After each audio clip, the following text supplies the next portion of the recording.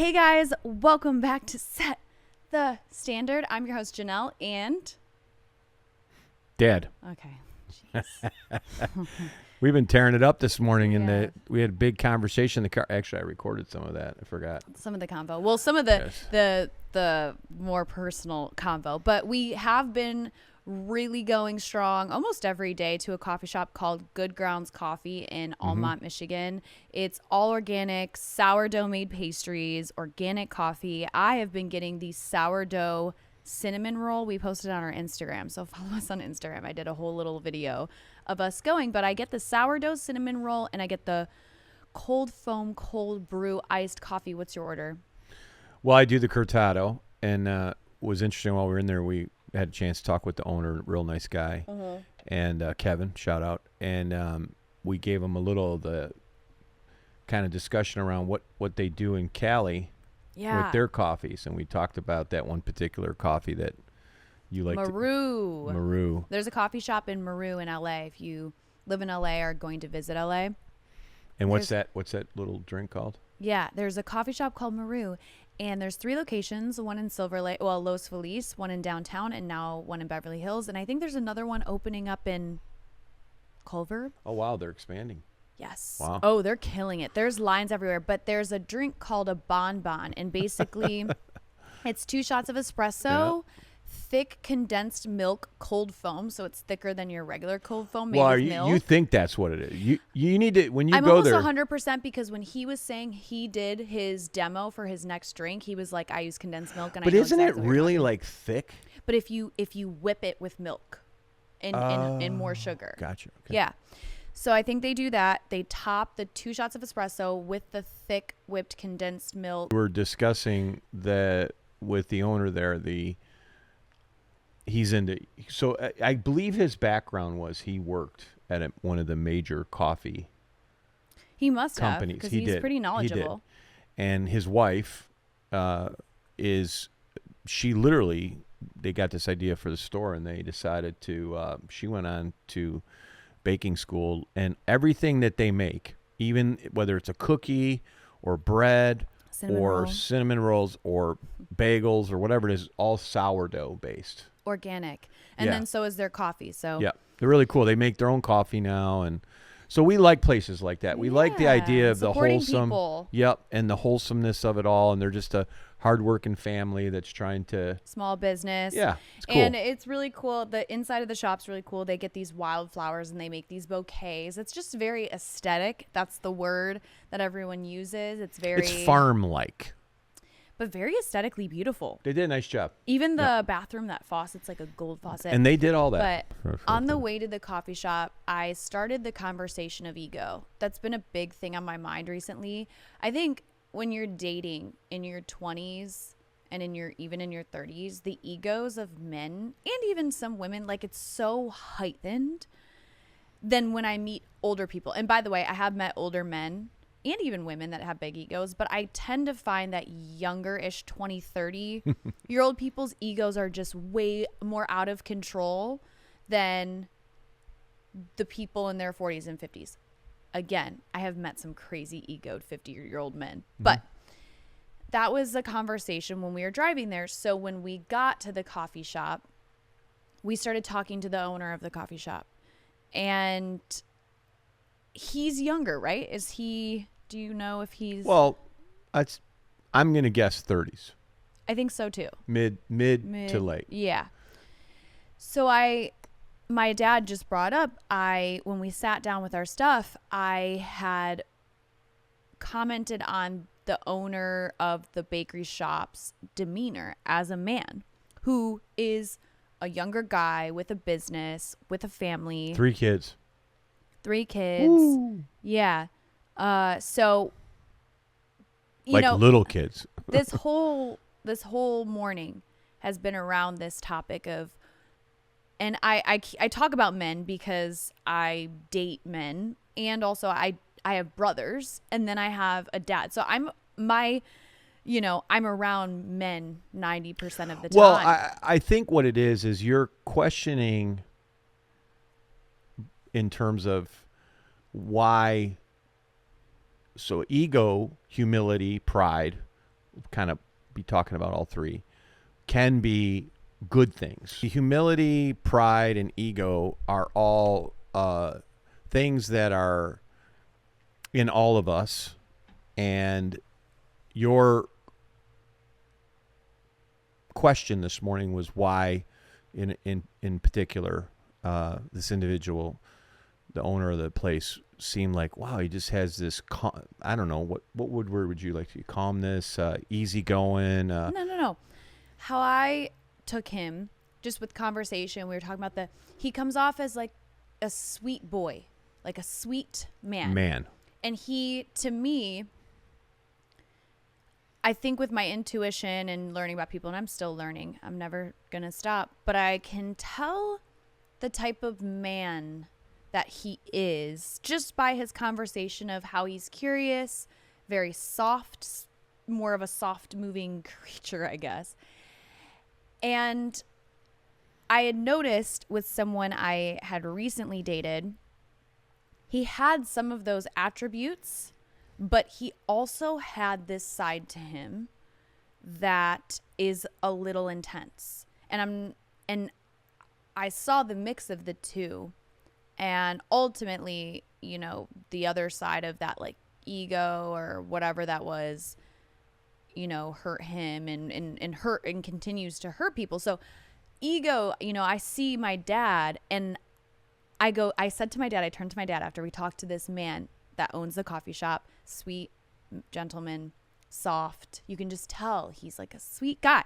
I go, Dad, I bet, well, I know for a fact when you were his age, you were not like that.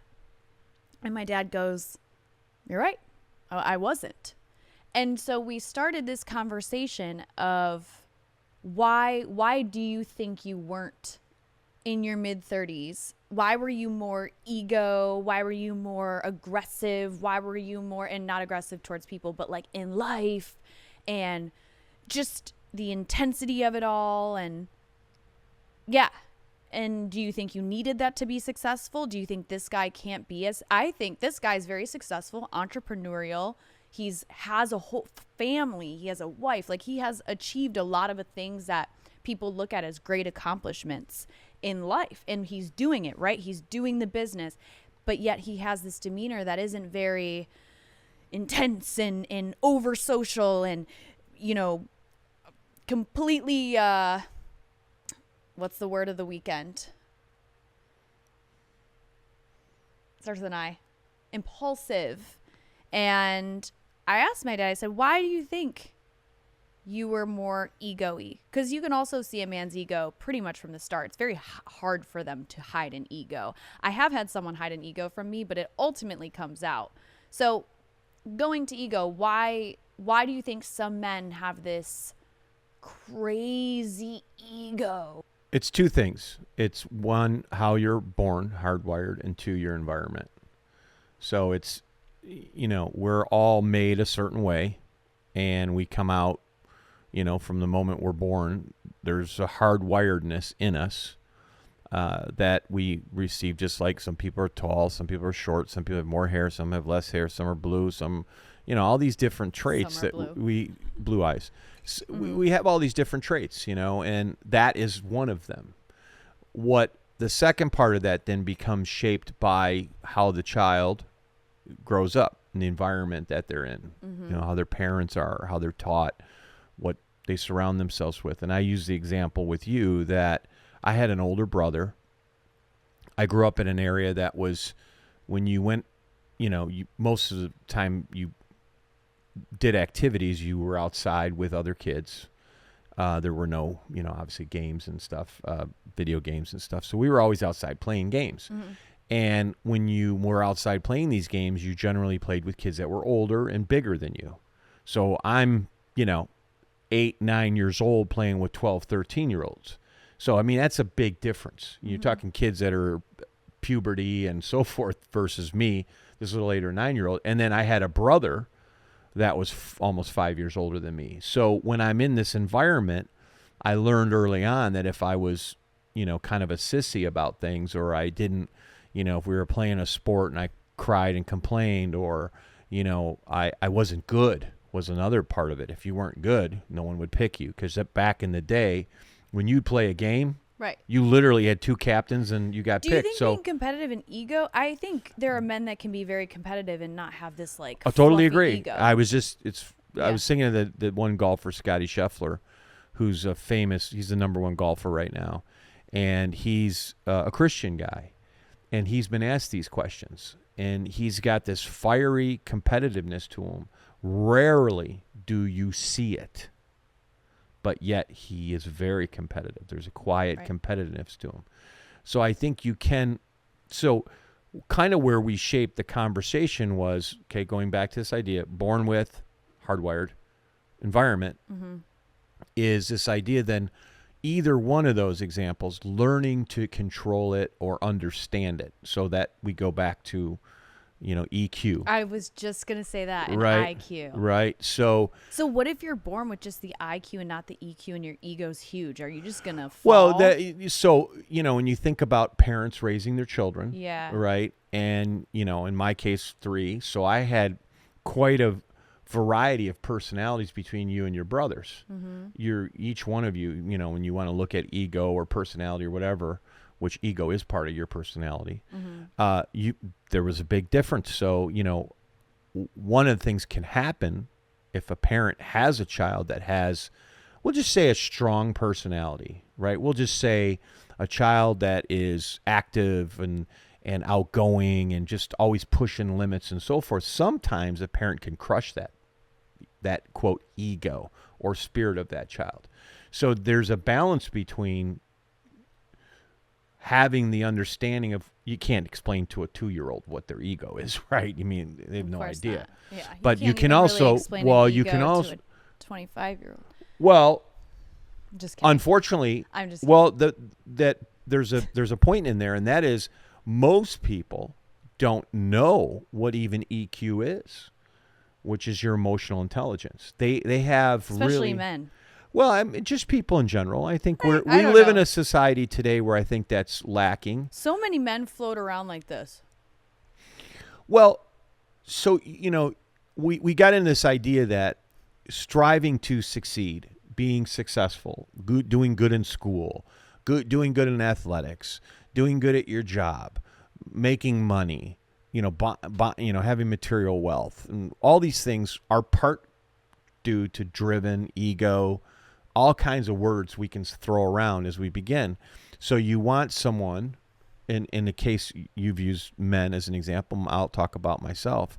When I first got the opportunity in my early 20s that I had a job where I could make, quote, unlimited money, meaning I wasn't a salary-based job. It was a commission-based job. And I'd never had anything like that before. But once I understood that I was more in control of my destiny, relatively in control of it, I really got going, and I started doing pretty well in life at that time, mid-20s. And I remember getting kind of cocky. Like, look at me, man. I got money. Now, with that, I have a question. Do you think ego can actually help you in life? Because from where I view it, it looks all so negative. I don't know where ego has taken me somewhere positive. If it did, it was short term. Yeah, so it goes back to that idea of pride of life. So when you have an ego that creates a scenario where, in order for you to feed your ego, you're doing damage to others or yourself or whatever, that's a problem, right? Well, isn't that the only way to feed your ego? Because if No, you're feeding it not at with all. God, that's not ego. No, when you can feed your ego by helping other people. But but that's for you. It's still selfish. It's still no, it's for them, and as a result, and I wouldn't even say it's feeding your ego at that time. That's what I'm saying. It's technically the only way to feed an ego is through actually doing selfish acts for yourself. Boy, I'm not an expert. I think that's just where. Well, I think it's like understanding. Let's maybe. Yeah, finish your thought. Well, this may not be a better example, but if I was born, let's say, and gifted with a talent of sorts, let's just say I got a voice. Like you listen to some people's like voices, me. and you just go, wow, look, this person has this incredible gift for this voice. that can be used in a positive way or in a negative way, Mm-hmm. right? It's just what you decide to do with that. Absolutely. So in a sense, your ego is one of those gifts that you get. Some people Okay. have their ego isn't as apparent as others, meaning they're not like walking around like Like that man like in the the pride of coffee life, shop. right? He's got to have some sort of course something, he does. But Sure, you're right. sure he does. You can't tell. He may have an ego about his beard.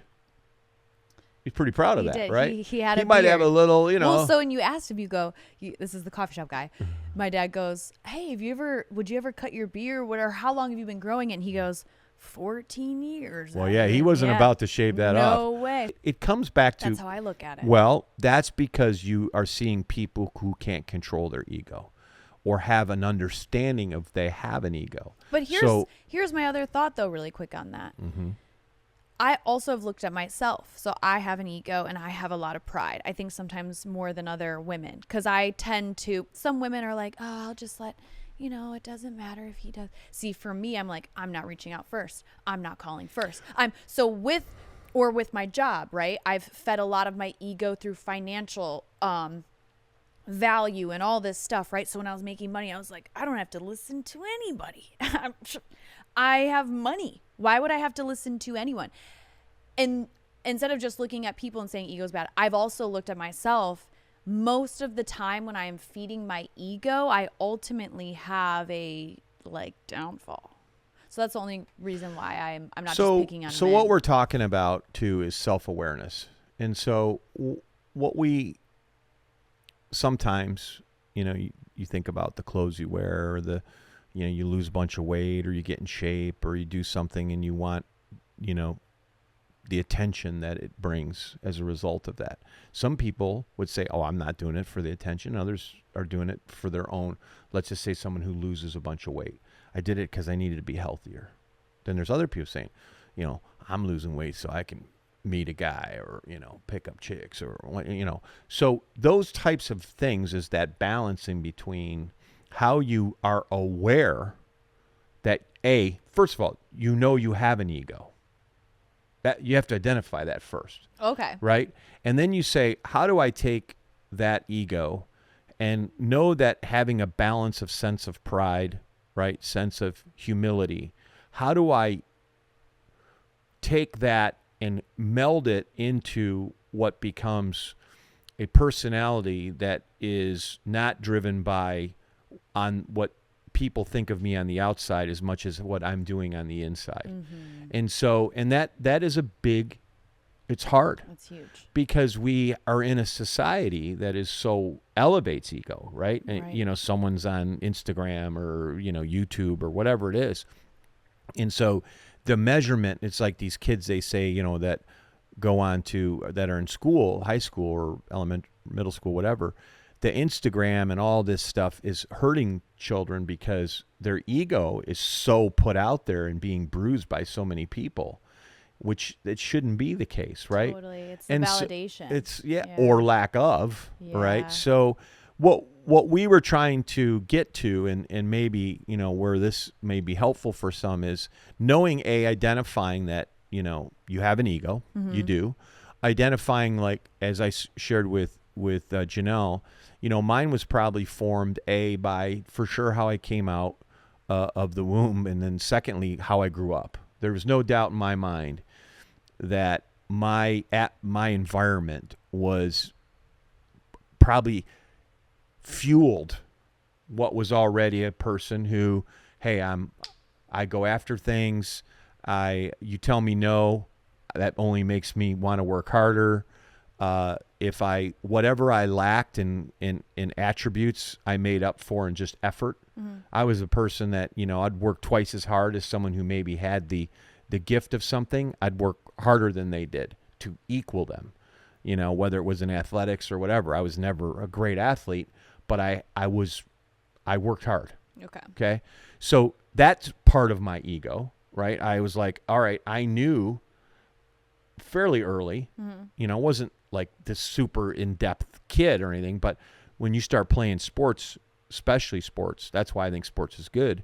And you see other kids. I remember in particular in 7th grade, there were a group of kids that were bigger than me, and then 8th grade football, I was bigger than them.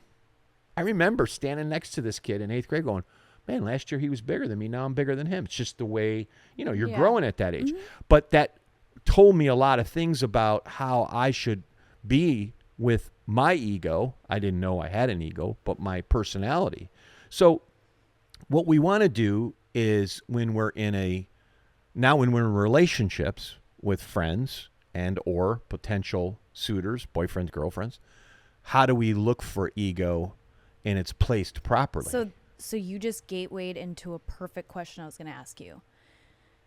I've had men tell me, guy friends, a brother, a boyfriend, tell me that to feed his ego at times, it was to get certain girls and then to be the chase, to get the girl and then tell their friends or be like, yeah, I was able to get this girl.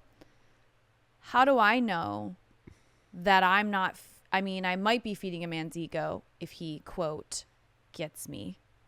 But how do I know it's genuine? I feel like I struggled when I was dating. That, not that I was being used, because I would go on dates and it was innocent. Not innocent, but like I wasn't just going on dates.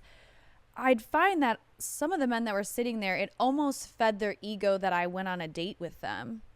And so how do I know if a man is genuinely not just feeding his ego through being with a woman like me or a woman like you, if you're a girl watching? And well, how would you answer that as a woman who is dating, a man that looks a certain way, let's just say good looking? Mm-hmm. How do you know that's not feeding your ego, that you're with either a wealthy man or a handsome man or a combination of all that? How do you know? So I date somebody that has a good job and makes good money, and you don't have to be super, super wealthy, but I don't think I would date someone who doesn't have a job and like no money. I'm in my 30s now. I don't really want to date someone like that. But I do it for the security of my future family. So I am dating a man. Well, I go to date a man with a good education or a good job, or he's worked hard, or he showed me these things. Which is ego. Could be. But also, it's for security for me. I have been with like a broke guy, and the security there it's not there. And for me, when it comes to money for me, instead of me just being like, I have all this money, I have all this money because it's security for me to be myself and whatever. So that's how I kind of look at it. I don't drag around a rich boyfriend to be like, here's my rich boyfriend. I would date a rich guy because it's offering me a sense of security to not worry and to have a carefree life. So your question is, I don't think men date a beautiful woman for, that. So the question is, how do you know that you're dating somebody, man or woman, whatever, whatever end of the table you're on, that is not dating you to pump up their ego? And the answer to that is you get to know the person. And so look at the impression that gentleman made this morning on you. Would you say, if you met someone like him, would he be dating for his ego? It wouldn't appear to be that case. I'm going to say no. It's not as obvious. I would say now, no. If a guy, think he's dating, let's just say a dude shows up in a Porsche, he's decked to the nines, he's all that, he's got his, fancy this, fancy that, all, kind of look at me type of thing. And this goes for women too, by the way. So this is like when you're getting ready to go out. Are you getting ready to go out to look nice for yourself and nice for the person? Or are you trying to do it so everybody's going, look at me and I'm that giving. No, come on. So this is where you can make some calls on that stuff. Yeah. And that goes back to if you're an attractive person and you're trying to make sure that isn't the only reason that someone likes you or ultimately loves you, then what can you do about that? You can just be yourself. Don't be trying to always impress. Try to be like, well, I got a job that pays me this much money, and I drive this, and I have this, and I have my house is this many square feet, and blah, blah, blah. Man, this is where humility comes in. And humility is one of those things where you have to work on it. I've had to work on it for sure. And I have to be careful, even when I think I'm not flexing my ego. There are other people who think I am. Right? I've had that. I've had that too. Right? So let's just like, he's so full of himself. You're like, I just showed up and said hello. Well, let's say you buy a new car. Okay? Just to nowadays everything's expensive, but let's just go say you're fortunate enough, you've worked hard, and you go buy a car. Let's say it's a $40,000 car. Ooh. For the sake of the conversation. And the first thing you do is you drive over your friend's house or your boyfriend's or girlfriend's, whatever it is, and you go, hey, I got a new car. Check it out. Because you're happy. You're excited. Wow, I got this new car, and man, I know I worked hard for it. No one gave it to me. I'm still working hard for it. And all of a sudden people are like, man, she's showing off her new car. Look at her all acting all like that. Big blah, blah, blah. Now that, unfortunately, you can't control that sometimes. No matter what you do, there's going to be people who are like, you get a new pair of shoes. Oh, showing off your new shoes. The point there is it's better, right? I've learned, and audience may agree or not agree. If I'm fortunate enough, there's a change in my life or a positive thing, or I buy a new pair of shoes or I get a new car, I don't call all of my friends and say, hey, guess what? I got a new car. I got a new house. I got a new this. But some people do. That's right. Yeah. And you have to ask yourself why. I will tell you that, there's just a funny. Yeah, why? Why what? Hey, I just bought a new house. They're showing off. They're pumping their ego up. They're wanting you to identify. But is also not buying the house or the car enough to pump up the ego? Well, yes, but then you're moving into a scenario where they're like, I want to show off. Okay. Like, I want you to see. Because what's funny? My ego, where I'm thinking, when I bought like my first Chanel bag, I was so like, I did this. Right. But You bought it. Yep. You made the money. And I bought it. Worked to get it. Yep. You could probably describe all that. And then when I bought it, I was like, I bought this. Right. And obviously you're going to go out with it. But I didn't post it online. Well, now I didn't call friends up, but I have people I know that go and do that and then post it online and tell what? Boy, now you get into we could do a podcast on why are people so inclined that when something happens in their life, they have to post it online. Well, that's something. But that's ego. See, is it? Oh, come on. If you're like, look at me, I got a new Chanel bag. It's like, who cares? I don't care. You got a new, whatever. You know what I mean? So you got to be careful with that stuff. Okay. So, but here's what you're kind of contradicting yourself. You like to see when someone buys a new, brand new tractor, right? And bike. No, I don't really like to see it. I follow a. You don't like to see when Joe Schmo gets this one of a kind motorcycle. I mean, I don't. So we don't get too far off track here. This is a complex one. It is. Ego is crazy. Yeah, I'm definitely not going to land the plane on this one today. Neither am I. But what I would say is, discussion. as it relates to what we were specifically around ego with a person that you might be dating or wanting to date or marry or a friend or whatever, is ego is very apparent in most people. It is sometimes greater in terms of in a negative way in others. And we all know and have had people in our lives, relatives, friends, acquaintances, whatever, where the ego is big, and we know, like, oh, look at, they're all cocky in that. Look at, they think there's something and you know else, what? Some people don't even hide it. Right. Yep. And we all know that, and it kind of what makes the world go round. But I always look when I come across, I'll speak now from a man's standpoint. If I'm in a new group of men and introduced and so forth, I can immediately spot it a mile away. Like it's to me, So can I. it's so obvious. So then that would be your gauge, right? Is to, if you're in a dating scenario, we always somehow come back to that.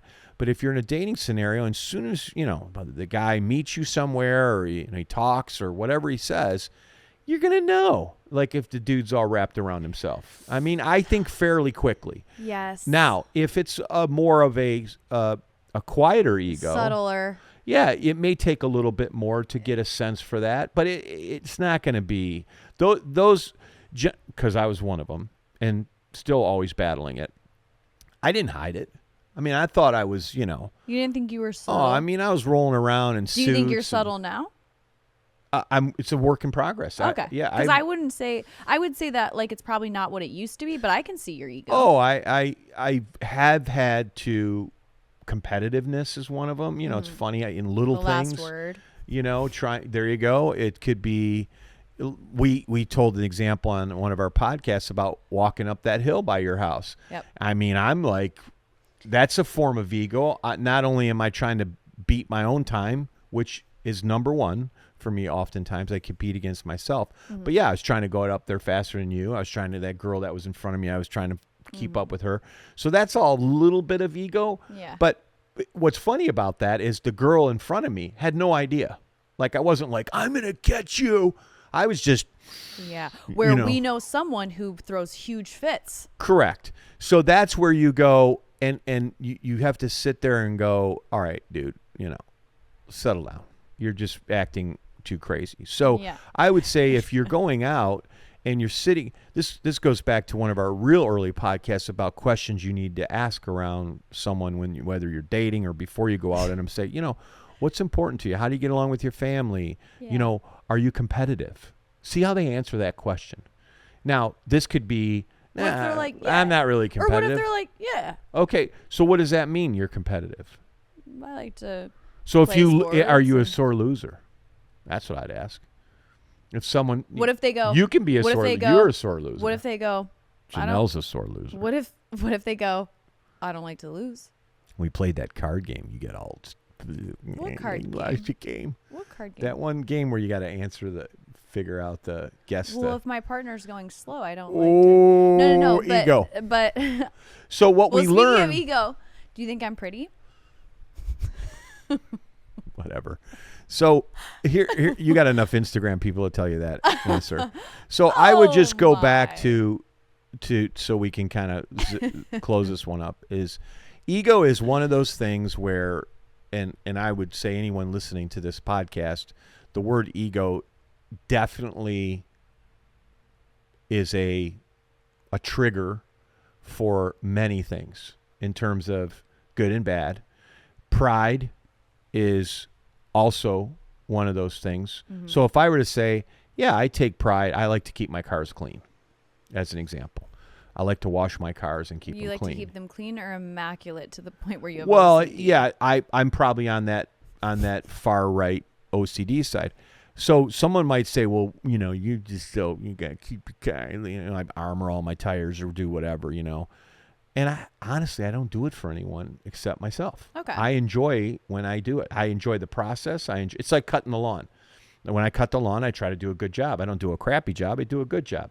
Now, is there a fine line where that could trigger ego and me being like, look at my lawn. It's the best lawn in the universe. Yeah, that's where it becomes a problem. But I don't do that. So I feel as though if you're going to date somebody and you said to them, they say, oh, yeah, what kind of job do you have? I'm an engineer.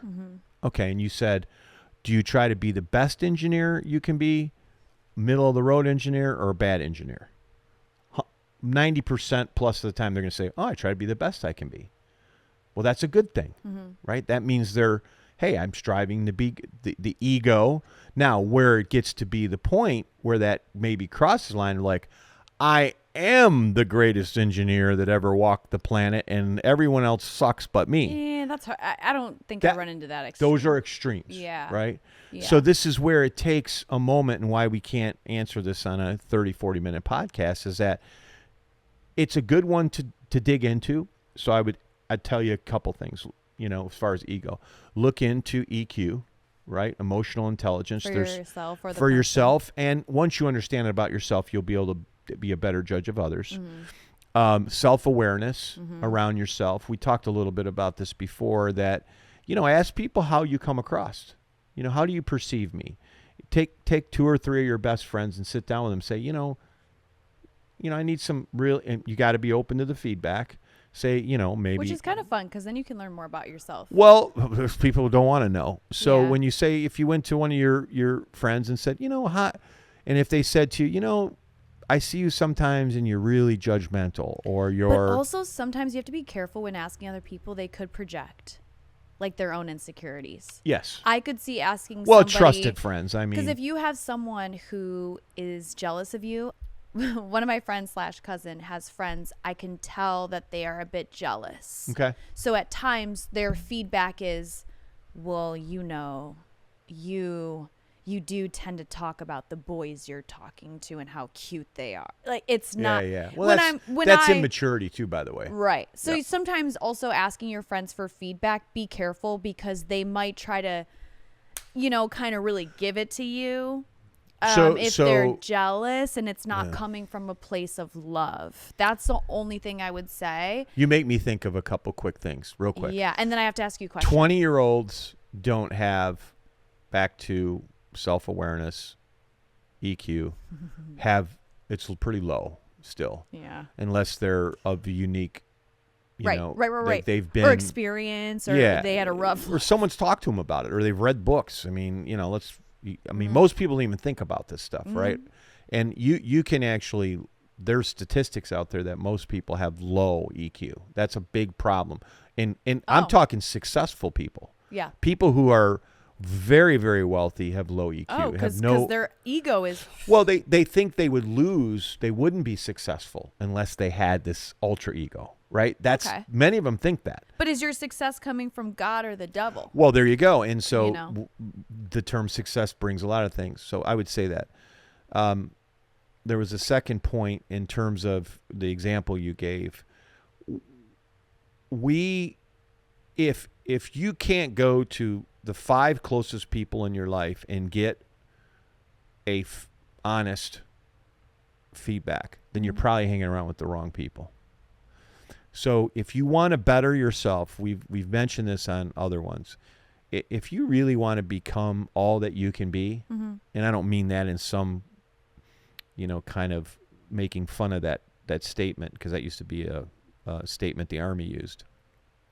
But you should be able to get good feedback from people and know it's honest. It's not about them. I know it's challenging. It is. But like example, I taken me give years to get a I few. give you pretty straightforward feedback. Yes. I don't, I let you kind of know exactly. So does Barry. Yeah, and I'm not brother. trying to like be mean to you, and that's Yeah. where the balance comes. I'm doing it with the right spirit. Right. We've established that. So I think you've got to have that with, and you don't need to go to 10 people and do a survey on yourself. I remember in my last job, they would send out surveys to 45 people that worked for me. And they would ask all these questions about me. And man, invariably, there was someone that didn't like me. A lot of people. And so I'd get these back, and it's hard not to take that personal. So getting to a point where you can accept that feedback when you get it, again, assuming it's coming from the person that does care about you, then man, that can be a really great thing to help you become a better person, ultimately more, quote, successful in life, not just materially, just in general. And that's what you want, right? We don't want to. I think the more you become self-aware and your IQ gets higher, your friends will change. So I think another thing too is when my IQ was lower, when my EQ was lower and my self-awareness was a bit lower, obviously I was younger, the people I was hanging around was a lower EQ and a lower, you know what I mean? It was. Well, or they just didn't know, no one took the time to teach them that stuff. I was always big on trying to, like, when you were young, you'd run over people just because of who you were. And it was trying to shape that part of you to know that you were a spirited child that had a lot of energy and a lot of things going on. And I've talked about this before. which was ego. Would you say that I had a big ego? Well, that you didn't know that. You had what you had was, again, you were a spirited child. Your spirit, who you are as a person, your spirit can be a light to others, or it can be a darkness to others, right? If we think about it, which in part is part of your ego. I should graph this out. But this is where, we talk about that whole idea of shaping that.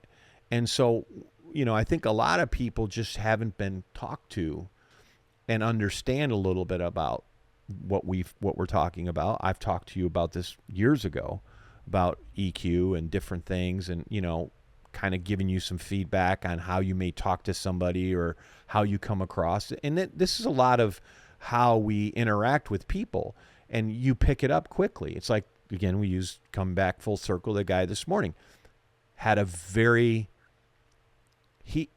would he know his EQ is this humble humility type of person? Maybe. He's been around a while. He's not like some young kid or nothing, but I think that's who he is. Yeah. What you see is what you get. Yeah, I like that's that. what you like about, exactly. I like that. Versus someone who's created this ego, ultra ego person, and look at me and all this stuff, which is a sign of insecurities, by the way, which is another podcast. So a lot of times people who have big egos, it's because they have low self and they're insecure. Which is a low self thing. Yeah. And now in order to overcome that, they put on this persona of, look at me, how I dress, my material things and this and that. But they're really very insecure. Or what if it's not even about look at me? What if it's like, okay, like let's say someone calls you out for like, hey, your living situations looks kind of dorky. The way you're living. Oh, well, I'll do everything right now to change because I'm not that person that you're perceiving me to be. You know what I mean? Is that... Yeah, so it takes shape in different ways. Now, to close this out, my last question, because I want in every podcast to sprinkle this seed somewhere in there. Do you think ego comes from God? Because people are born with ego. Yeah, so we interplay a lot of words when we're having some of these discussions, and so we know we have a free will, right? God gave us the ability to have a free will so we can make our own decisions. And, clearly those that believe know that, Adam and Eve clearly had free wills, and you would argue their ego got in the way of them having the humility to listen to God. Mm-hmm. If you want to really... Why can't I have this fruit? That's right. And of course, the story goes, Satan was there to say, oh, nothing will happen to you. And pretty soon they're like, he should. Why is he telling you nothing's going to? Oh, you know what? Yeah. Why should he tell me what I should do? Ego. Mm-hmm. So it's fascinating. And ever, since then, it's been this challenge that we all have, and why there's so much in there in the Bible around ego. So really why is it? What is the, because God does everything intentionally. So why is ego there? Well, it's, again, all our personality traits, including our free will, which is our biggest one, we have to learn we have to understand it, right? Mm-hmm. It's because if we don't, we use it in destructive manners versus constructive. Mm-hmm. So if we're not, take out free will and ego, we'd all be robots. We'd all just be like, yes, no, yes, I will, won't do anything. Tell me what to do. I'll do it. Okay. So you see there's a balance there, just like eating. I've told you this before, and that, or shared this with you before, that part of these innate abilities we have, like eating. We all like to eat. Some people eat too much. Some don't eat enough. Some eat good food. Some eat bad food. Why is that? It's choice. You gotta, assuming you have access to all the good things. So these are why when we have these podcasts, these are not like, we can give examples and suggestions. There is no end all be all. What I hope someone who's listening to this will walk away with is, hey, I never thought of it that way. Maybe I need to dig in a little bit about EQ for myself, first and foremost, not worrying about all my friends need this. It's like, what can I do? Which, even me sitting here saying these things, I need to continually work on that. I have to be careful with myself in terms of ego and personality and friends and my wife and you guys and all these things.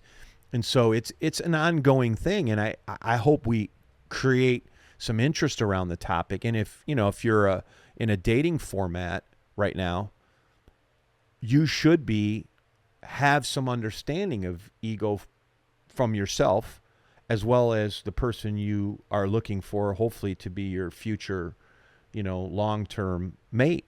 Because if you don't understand it, it can come back, and haunt you for sure. Mm-hmm. And then you have an ego death, but you've already ruined your life. Just kidding. This was a good discussion. We tend to do outlines, and then we do discussion type things. I like to kind of prompt my dad with questions because it's just a little bit more relatable to both of us. Especially if it's a topic we've been discussing. We've kind of been discussing this all week. Yep. Thank you guys for watching. Let us know what you think about this. Have you had an ego death? EQ. Do you know of somebody who is very egotistical in your life? Ooh, maybe you are. Maybe you are. So don't forget to like and subscribe to us here on YouTube. We appreciate you. Or if you're on Spotify, follow us. Or if you randomly found us on Apple Podcasts or anything like that, show us some love. We have an Instagram as well. So thank you guys always. Yes. And we'll see you guys in the next episode. See you later, alligator. Bye.